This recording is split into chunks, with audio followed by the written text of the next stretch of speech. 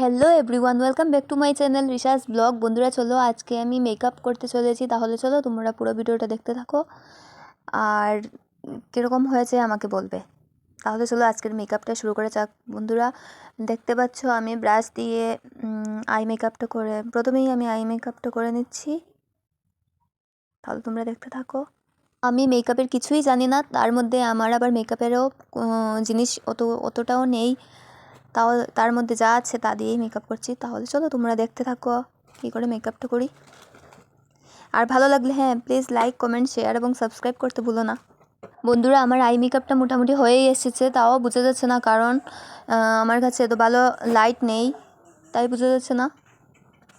আমি তারপরেও মেকআপটা করছি, তোমাদের যদি ভালো লাগে তাহলে কমেন্ট করবে আর তোমরা পুরো ভিডিওটা দেখতে থাকো আমি কী করে মেকআপটা করি।